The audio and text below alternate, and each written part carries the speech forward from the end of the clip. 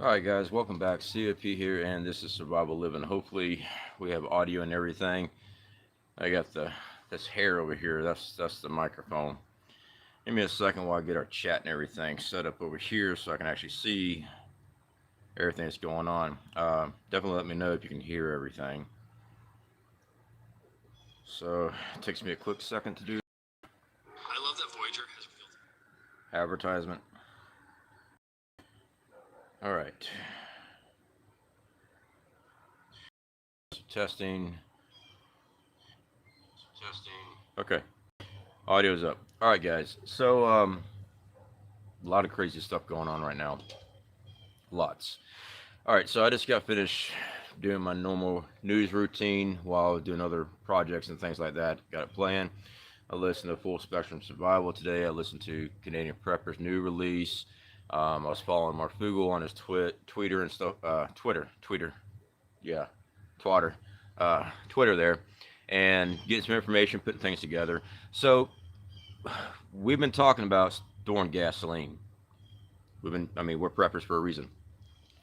Looks like gasoline is going up to $185 a barrel pretty soon.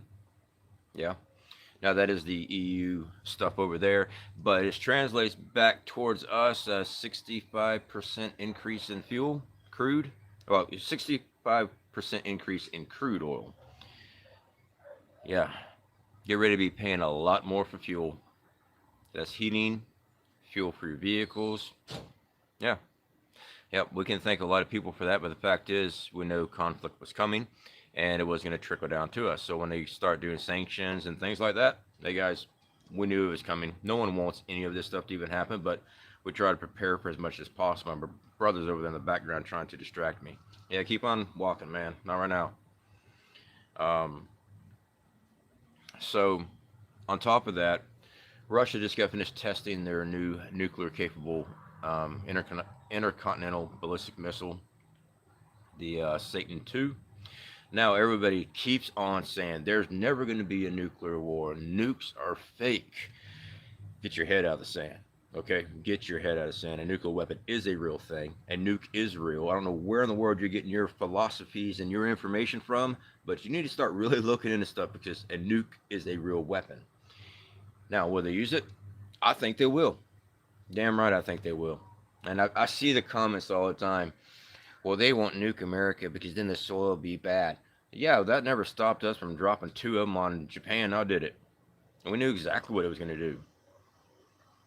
When it comes to war and another country wants to dominate the world, yeah, they will. You better believe they will. So I also saw that they were flying some evacuation drills and stuff like that there at the White House. For them to be doing all these drills and stuff, guys, why?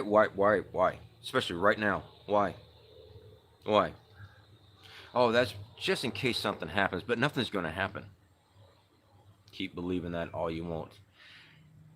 They ain't gonna nuke U.S. We'll light them up. Come on now. Pew Runner, as being United States Air Force, former military, yeah, they will. They got a missile that will outdo any of our defense systems right now. All it takes is an EMP to knock out of our systems as far as a retaliation against anything that they got. Because you knock out the satellites, and by the way, Russia does have that technology where they can knock out our satellites. But by the way, our nukes are guided by our satellite systems. Then what?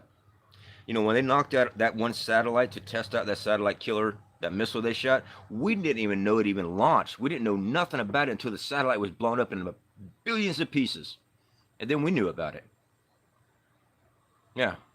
Let's talk some facts here, not fantasy stuff. Let's talk real facts. Get your head out of the stand and prepare. Now, if you prepare for nuclear events and stuff like that, then you put it all in a nice little case, put it away. You don't have to worry about it anymore. At least you know you got your stuff covered. That's what we did. We took the time. We worked on our supplies. We got the stuff put back. Everybody's running and scrambling for iodine tablets for the thyroids. We already did that. We did that when the timing was good. We knew it was a threat because we're preppers for a reason. We look at all the threats as possible and we try to prepare for them. And then we put it back. Now, while everybody else is scrambling for this stuff and they get 3 months before they actually get it, Yeah, we've already got our stuff stocked. Now, if your city has a direct hit, you're pretty much kiss your butt goodbye. But there has been history recordings of people that have actually survived that. Don't ask me how, I don't know. But there has been recordings of people surviving that. If you are the most thing with nuclear stuff, guys, is being out of a blast area and just dealing with radiation. All right, radiation the life of radiation debris is changes drastically. All right, just think about having to hunker down for about 2 weeks. As long as you can hunker down somewhere safe, you have enough debris between you and whatever radiation material is outside as far as debris. 2 weeks, and the stuff will die down enough where you can get out. Now, a blast radius zone, that's like Chernobyl. All that stuff's irradiated. All right, you cannot get in there without suits and all that other stuff. Or later on, people could actually move around without getting the suits and stuff like that on. But a fallout, like your canned goods, they're fine. Wash them off. You're good to go. Same with bottled water. It's the stuff that's in the blast radius that gets irradiated. That's the stuff you don't mess with. That's where people get sick from stealing stuff and things like that from a radioactive area, try to, museum pieces and stuff. That's when they get radioactive sickness. So, let's see here. Scrolling through here. Vlad, good to see you, buddy. How you doing? I got 4 bottles of tablets back a few years ago. Glad I did. Very awesome. Very awesome. So, guys, the iodine tablets, they're not a cure-all. I've always said that. They block your thyroid from radioactive isotopes, okay? That's all it does. If you are in a blast zone, if you're getting irradiated, your rest of your body is going to be getting that radiation too. But what it does when you take it, it's like 130 milligrams. All right, so there are some products, like MIRA's got products. It's like 65 milligrams. But if you read the directions of them, it says take 130 milligrams. And what it does, it floods the thyroid. This is not the same as sitting there trying to ingest liquid iodine. It's not the same. It's not recommended. Do not do that. I also seen the other one. My table salt has iodine. I just make sure I eat more table salt. No, that's not going to work. Potassium iodide is what they use to flood the thyroid to block radioactive isotopes. That's the science behind it. That's the biology behind it. That's exactly what it is that works. So, scrolling through here. Jay Stone, good to see you, my friend. How are you doing? Glad to have you here. Homestead Homeboy, good to see you, buddy. How are you doing? What's up, my brother? Pray, then pray, prep, then pray and prep some more. Things are looking tough. God bless America. God bless everyone here. Yeah. This reason why we prepare, and I get amped up. Well, one, I've had like 3 energy drinks today because I had a long night. I was out working out last night late, and the temperature just dropped on me. I could actually see my breath. Here it is, April. I gotta think about what month it is. My days and stuff always get mixed up. I'm always doing something. So,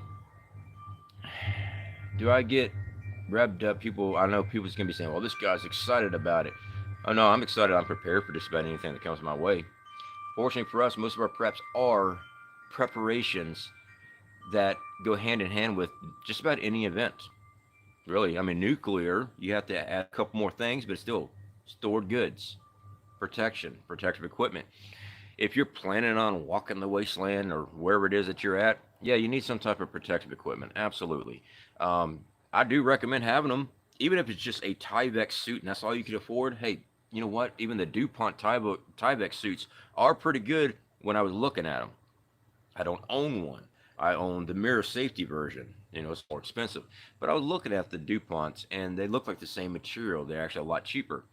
That is for when you're trying to walk out of an area that's been hit with radioactive debris, fallout.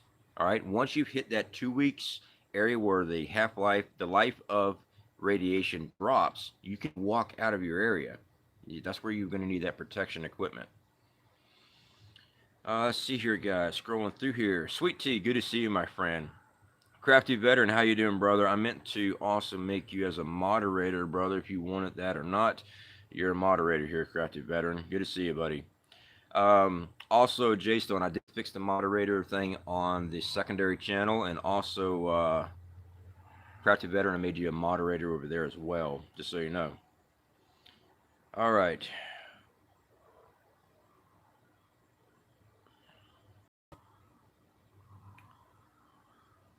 All right, scrolling through here.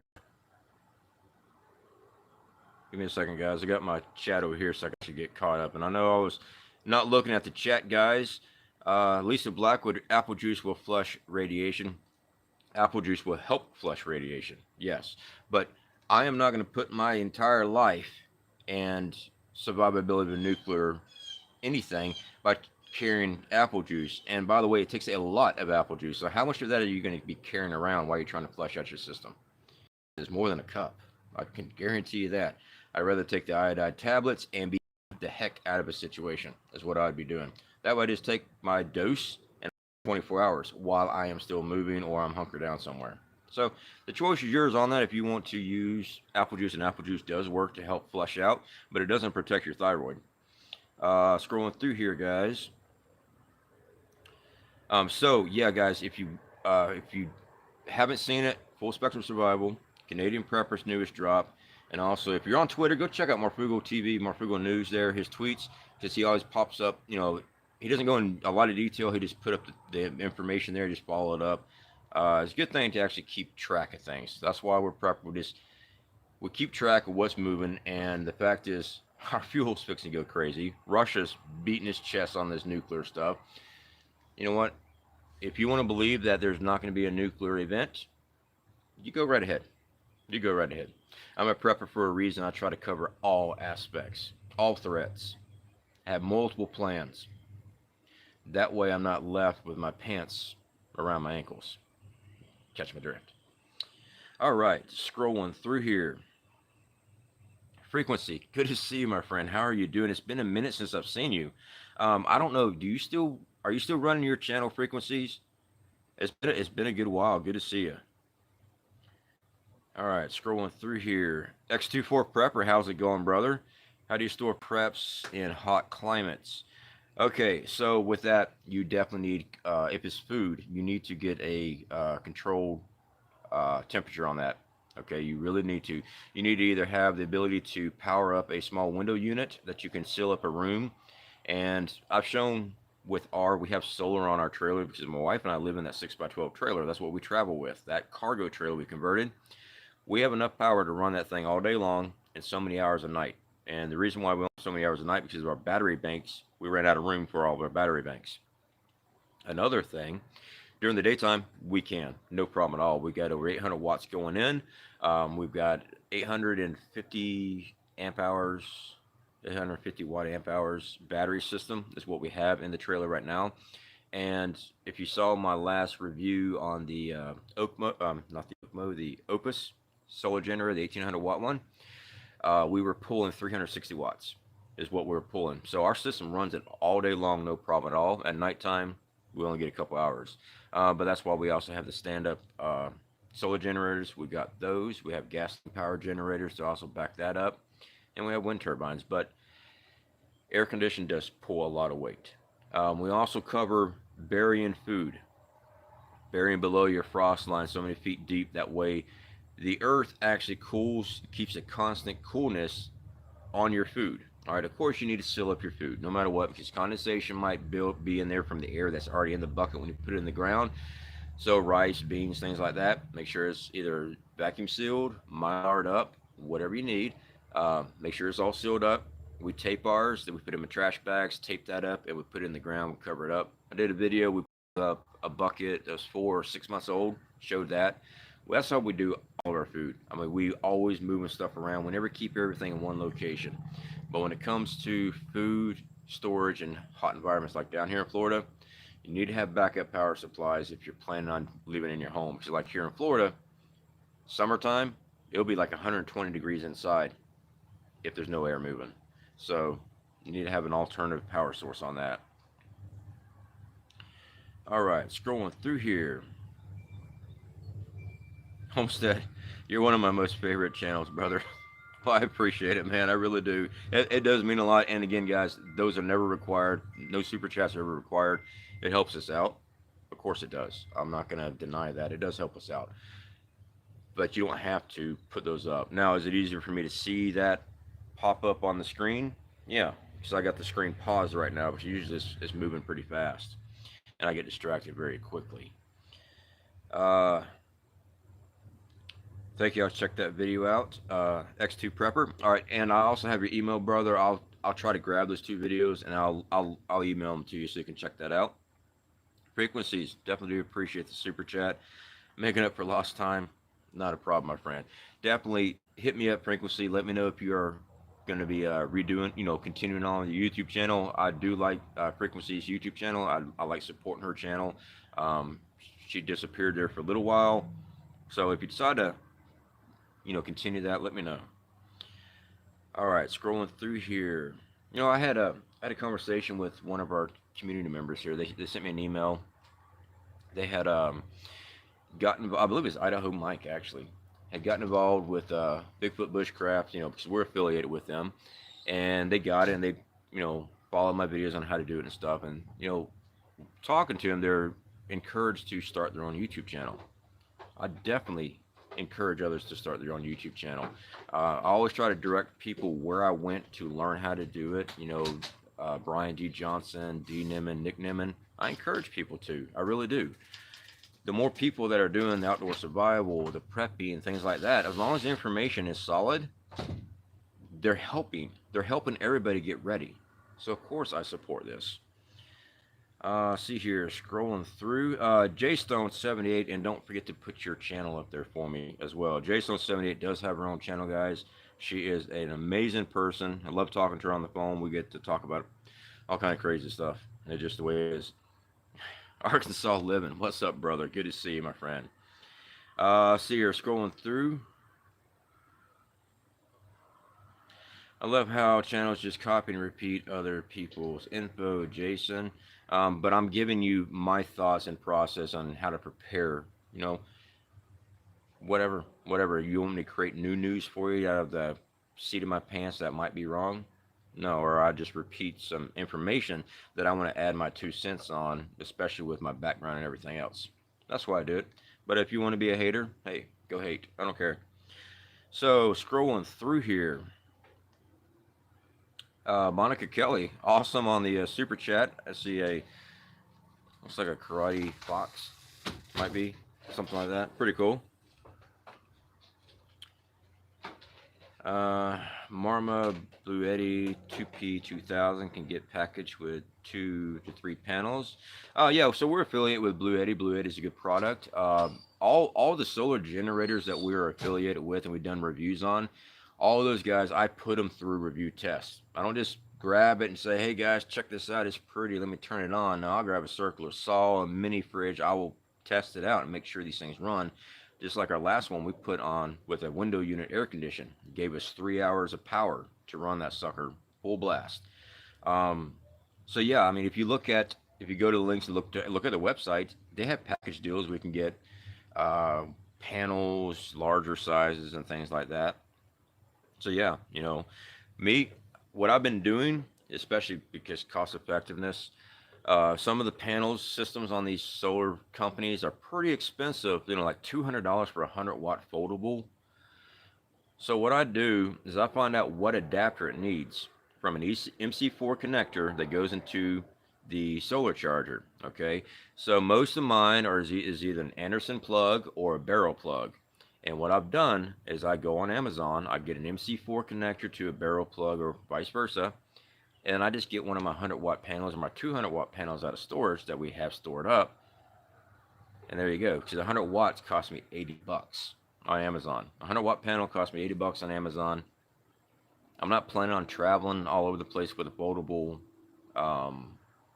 I have foldable ones. I've gotten those from Oupes and I believe another company too. I forget which one it was. And it works good for the system. But I'm not planning on dragging that through the woods or anything like that. That's pretty much here at the house if necessary. So, neat little way to save you some money on that. Those adapters run about $18. 100-watt panel, 80 bucks. Well, was. I don't know what the price is now with everything with China and stuff. And I know, oh, solar panels, China. Everything's coming from China. If it's got a computer chip or most of the electronics, most of it's coming from China, Taiwan, stuff, guys. We don't have the industry here anymore. You can thank your elected officials for that. That started over 40 years ago. Just the way it is. Now, I'm not going to let those principles stop me from preparing and getting my family ready for it. And that's why we use the EMP shield on all of our stuff. We get it on our vehicle. We get it on the solars. That way, I know my solar grid's safe. So, to each their own on that. Led Zepp girl, good to see you, my friend. And by the way, Led Zeppelin was a great rock band. Although they consider themselves blues, they're great. It's one of my favorites. Monica Kelly, you sure did, bro. Love the reviews of products. The thermal blanket was a joke, but you definitely tried. Yeah. Oh, the Mylar blankets. Yeah. Yeah, those Mylar blankets, I shred those all the time. Luckily, they're only like $5. Homestead, CFP for the record, I super chat for one reason only, to help you out. Well, I appreciate that, my friend. I really do. Yeah, I really do appreciate it. It does help us out. So, scrolling through here, my friends, what else we got? I'm trying to get everything caught up here. Arkansas Living, hello, Wildman. I did not see Wildman here. Wildman, good to see you, my friend. How are you doing? Band Everything, good to see you, my friend. How are you doing? So, real quick update, guys, on our upcoming outdoor survival videos. So, I tallied up everything. Looks like the winner of the 2 items I get to bring is a knife and a pot. So, I will be taking my, man, I never forgot what the things are called. My knife. My Mora, I'll be taking that, and I'll be taking my solo stove pot. It's a 60-ounce pot. That's usually what I take on those other outdoor videos I've been doing, and I'll be taking that. That's all I get, plus all my camera equipment. So I'll be dragging that, but I'll open up the bag and I'll show the drone and all that stuff. That way you don't think I'm carrying anything extra. Carl, how you doing? I posted a pic of one of my custom tents on my community page. I would definitely have to check that out, my friend. All right, scrolling through here. Sorry, guys, I'm looking down because I'm trying to read the chat. Do you recommend any mini freezers for SHTF scenario? I don't have any recommendations as any type of brand or anything. I'm not even sure what type of brand I have. So we have a mini fridge with a freezer top. I don't have a mini chest freezer as of yet. I want to get one though, mainly because I know my solar can power both of them.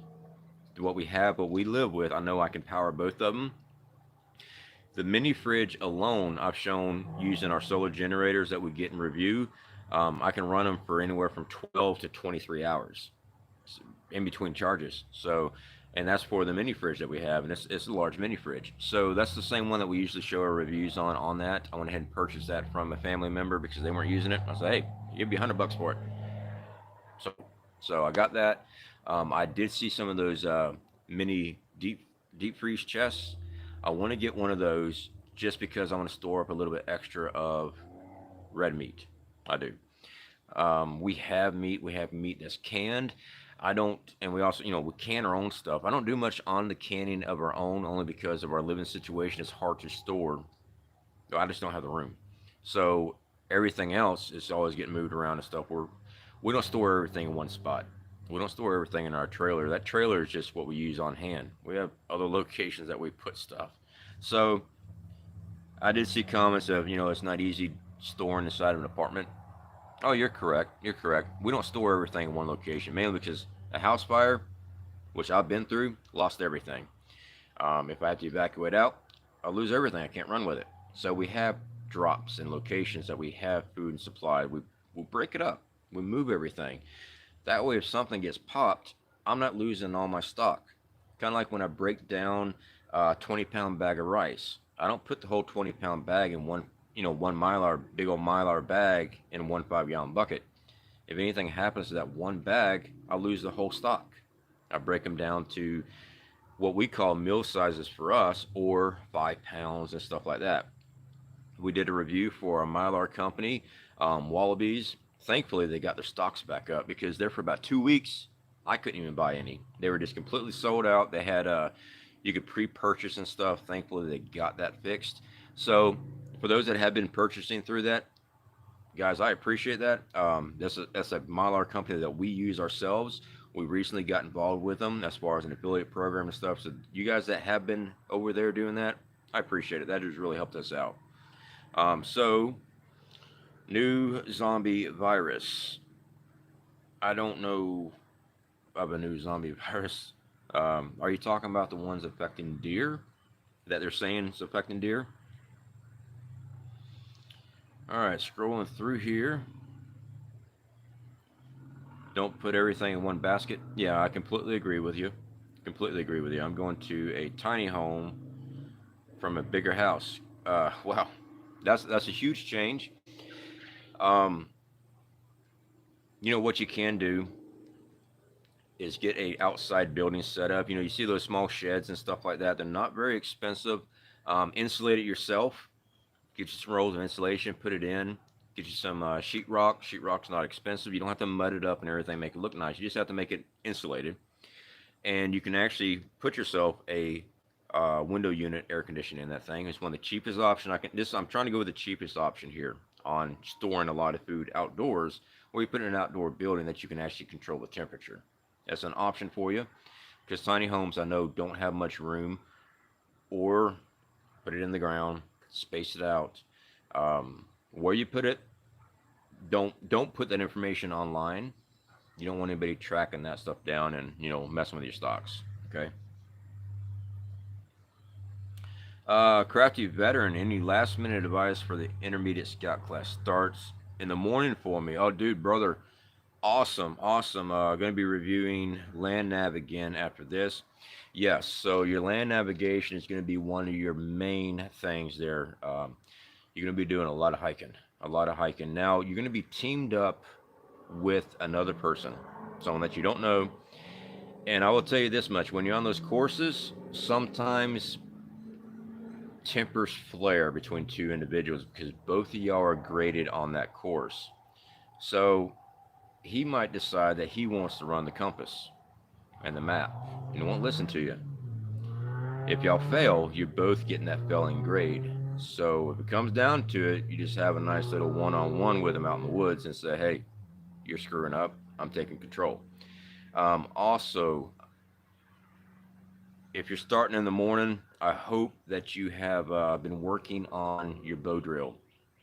It's a very big thing in that course. You've got to be able to pop off that bow drill, brother. If I remember correctly, you have to perform it and get fire twice throughout the course. You're not going to get much sleep. And you're going to be exhausted, and you're going to be 7 o'clock in the morning, you're right back at it again.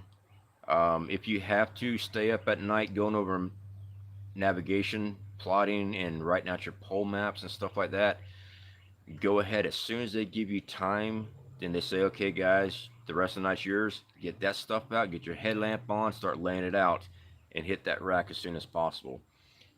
Don't get involved when the guys start sitting up near the campfire because someone got fire that night, and you're going to sit there and, you know, BS around all night long and, you know, giggle back and forth, because 7 o'clock comes really early and you're already exhausted after, you know, doing about 6 miles that day, and the next day you got another 9 miles to go. Get your rest. Definitely get your rest, brother. But I think you'll do just fine. Just keep up with that bow drill, and your land nav is very important. Make sure you know how many paces you do in 100 meters, because that's going to change everything for you. Because if you're off on that, you'll never hit your targets. All right. So that's probably my best advice on that. I think you're going to do great, though. Thanks, brother. Yeah, the next few days will suck, I'm sure, but I'm mentally prepared. Will be worth it at the end. Yeah, it is. It was great. It was great meeting Corporal's Corner, Dave Canterbury, Pooter Stomper, Daskell Survival, and I met a lot of great guys that were taking the course. Mike over there, Mike Bushcraft. Me and him's real good friends now. We met on the course. You meet a lot of great people up there. You really will. And the training's awesome. It really is. Hopefully you get coyote to eat and not raccoon. But coyote is just more palatable. Raccoon is really greasy. All right, so scrolling through here. The Bitter Critter, good to see you, my friend. How are you doing? Pasta will be expensive. Doomslayer, pasta will be expensive with the wheat being in higher demand soon. Yeah, and we've already run into a lot of the pasta shortages here where I'm at. Now, I've seen the comments, well, you just keep on shopping at Walmart. That's why there's no pasta. No, I don't just shop at Walmart. I go to Walmart first. It's the cheapest thing around for me as far as the amount of bulk I always buy. I go to Publix. I always shop around. I go multiple stores when I'm doing my runs. Our Safeway, I mean, not a Safeway, our Publix and our Walmart, both. It's always been shortage in pastas as far as spaghetti every time I go. So I would definitely make sure you stock up on that while you can. And by the way, to our mods, thank you so much for handling any negativity and stuff like that in the chat. I do appreciate that. You guys have my support in that. All right. Frequencies. Okay, you're talking to somebody else. Not a problem. Scrolling through here, guys, trying to get caught up. Ghetto, good to see you, my friend. How are you doing? All right, all right. Scrolling through. Julia, awesome. Member for 2 months. Hi from New Jersey, the most corrupt state in the U.S. Well, my friend, I think all of our political figureheads have some corruption. I really do. I'm glad to see that you're back here with the member channel. That is never required. We are going to be doing more footage and stuff like that as far as behind the scenes for our own members only, guys, because there's usually some type of screw up and stuff like that out in the woods. Hey, I'm good, but I'm not that good. Okay, even I mess up out in the woods. But usually I show that here on the film anyway. But sometimes I like to narrate a lot of stuff while I'm out in the woods. And I give trees voices and animals that I see. And yeah, something wrong with me. It really is. I entertain myself out there. I really do. Now everybody's going to want to go camping with me. All right, scrolling through here, guys. Boomer21, how much more time do you think we have until electronics and computer chips will be off the shelves for good? That's a tough one. I understand your concern on that. It just really depends on what happens with Taiwan, in my opinion. If things heat up between that country and Taiwan, I think we're not going to see anything coming here anymore. Because they made it such a big stink that if we interfere with Taiwan anymore, we're going to catch repercussions from China. And I think it's really going to be resulting on to what happens there at Taiwan. So I can't give you a date on that. I can't. I just say watch that. If that pops up there, I don't expect to see anything else coming from China as far as computer chips and stuff. But that's my opinion. Okay, that's just my opinion. CFP, you look like Rambo. You can eat it. You can eat things that would make a Billy Boat go puke. Yeah, I wish. There's some things I gotta stay away from. Onions, garlic, it hurts my ulcers, so I can't have that. Spicy food hurts me. But anything else is fair game out in the woods. Lizards, grasshoppers, snakes, mud bugs, you name it. I'm eating it. Thankfully, most of my taste buds are gone, so I don't really taste much. But before I lost those, you cook it well enough, not a problem. Not a problem. All right, scrolling through here, guys. I am going to wrap up because I don't like dragging on a lot of stuff. These are just my thoughts and stuff like that, guys. I don't want to keep you too long. If you guys have not seen my 5-day outdoor survival where I go out with one of those cheap packs, it's a long film. It's an hour and 30 minutes. But I filmed it completely different than I've ever done anything else. I want to do kind of like a TV show, you know, like Survivor Man type of filming, and I like doing it. So that's actually how we're going to be doing a lot more of these. So if you guys have not seen that, definitely go check that out. That helped me out a great deal. It kind of fell flat. I don't know why. I thought it was pretty good. But, you know, of course, I'm going to think everything I do is pretty good, right? It's just the way it is, right? All right, guys. So let me get wrapped up here. Oh, I thought someone was asking me about tipping cows. That was somebody's name. Yeah. I might need to start getting glasses because that screen's pretty small. All right, guys. So let me get wrapped up again. If you haven't been over there to Full Spectrum Survival, Canadian Rapper, and Marfugel on these type of news, definitely follow it up. They always articles and stuff for you to follow up. Check them out. All right. Always look at it, and when you get the article, follow it up. Do your homework, follow stuff up, and see where things are connecting. If you don't have fuel in your vehicle, my best suggestion for you, every time you get down to 3/4 of a tank, you burn 1/4 of a tank, you stop somewhere and top off. Just go ahead. That way you always have 3/4 of a tank in your vehicle no matter what. How many miles can you get out of a full tank of gas in your vehicle? Start figuring up that math, all right? That way if anything ever happens and you still have the ability to use your vehicle, how far away can you get from a location? So always try to keep that thing full. All right, guys, much love. Keep prepping. Keep your eyes on what's going on. And I'll speak to you later.